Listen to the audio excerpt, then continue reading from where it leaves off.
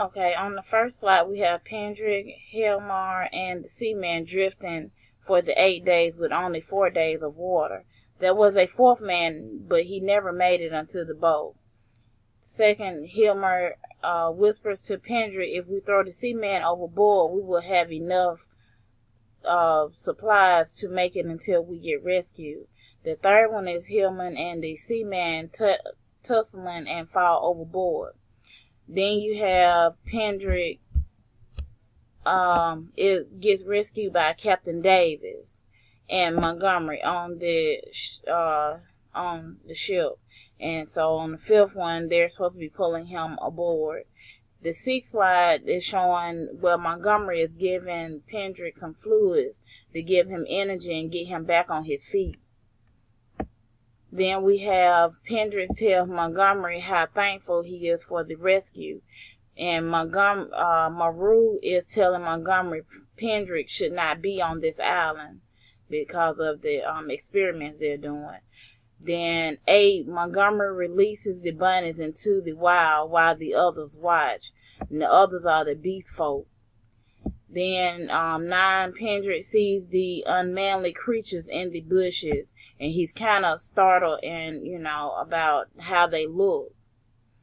Then you go to slide 10. Montgomery tells Pendrick this is where he will sleep. And he tries to drown out the puma crying. Because Monroe is in the back in a room that is isolated and is supposed to have a lock on the door. And so they feed Pendrick. Montgomery is sitting there drinking. To me, he's kind of a drunk, but he likes to stay with some kind of wine or something in his hand to kind of get his mind off of what they're actually doing, which is not bad if you think about it. But then again, the screaming of the puma and the other animals kind of gets to him. Pendrick, after they eat, he stumbles into the operating room where Maru is doing surgery on the puma, and Maru actually starts fussing at Montgomery because he's telling him, hey, I thought you locked that door, and Montgomery saying, I thought I did, but in reality he didn't lock the door. So at this point, Pendrick takes off running into the forest, and before he goes deep in the forest, he's like, I need a weapon because I don't know what's out here. So he grabs the chair and breaks the handle, the leg off the chair, and it has a nail sticking out of it. So in 14, Pendrick, he hears something in the woods, and he sees this woman figure and 2 men figure objects drinking from a pond. And they have uneven legs and arms, and they just look grotesque to him. 15, Pendrick is now among the 8 men, as he calls them. They started chanting and about the law in the land. And Pendrick, at this point, he's joining in. Pendrick strikes off running through the 8 people to escape from Monroe and Maru. Pendrick is willing to drown himself in slide 17 rather than Maru to do experiments on him. Maru is explaining to Pendrick that this is not what they were going to do with him. They needed his assistance to help the animals be more human-like, which they have tried and have failed. Pendrick and Maru and Montgomery come up on a dead rabbit after a refreshing walk from the hot stream. Pendrick shoots the leopard man between the eyes after he attacks Maru. They hear the beast folks talking and saying the law is not real after shooting the leopard man. The beast folks know the law is still real. They show Pendrick and Montgomery where Maru's body is at this point. The 2 try to figure out what they should do Next, Maru is dead. Some of the other Beast folks come out and stay with Montgomery, Pendrick, and Maling. Maling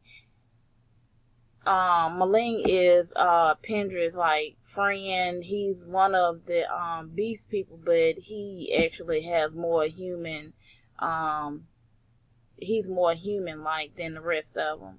Montgomery gets drunk while Pendrick figure out what to do, and how they're gonna gather what supplies they'll need when they go back to civilization. Because at this point, hey, the Beast folks have killed Maru, and we need to get out of here. So they're sitting there plotting and thinking what kind of supplies they need. And then Montgomery and Maling, they are out in the forest, and while Pendrick is trying to get supplies, and so Pendrick hears this screaming, and a round of shots go off, and so he's running out of the room and to find out what's going on. Pendrick sees Maling and Montgomery on the ground dead. From this point, he does not know what he is going to do.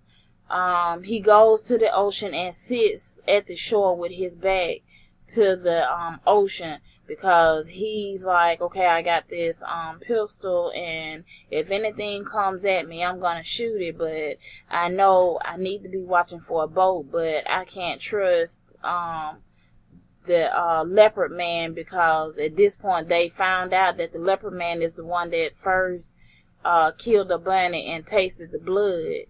And now he wants blood because he's an animal, even though they have tried to change him.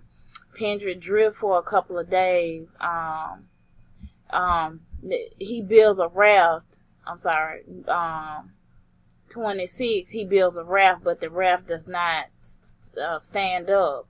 So it breaks. So then he sees a boat, and it washes ashore with 2 dead bodies in there, and he's thinking that it's probably the ship that he got on the first time with Montgomery, that it's probably the captain and some of the one of the men off of there. Pendrick drifts for a couple of days, and then he's rescued. He's trying to explain to the new captain that about the island and the creatures on there, that Moreau was trying to help them, but then he's like, okay, maybe I shouldn't be telling them this because they're gonna think I'm crazy. So he stops telling them about the island and about how Dr. Moreau was actually saving these animals and just giving them another way of living. The book itself was actually pretty good. I didn't quite understand at first, but once you go on into reading the chapters and everything, you will be able to understand maybe around chapter 4 or 5. But once you start reading, it's like you can't put this book down, but you have to pay close attention to like the spelling words. Most of the spelling words, they are things that you have never heard of before, and if you're curious, you may want to look up these words and be like, oh, okay, well, that's what it means. But overall, I really enjoyed reading this book, and I just thank Dr. Swanberg for introducing me to this book and giving me a chance to actually read it and do this project. I think I did fairly well, but we will see. But I hope you enjoyed my small comic. Thank you for listening.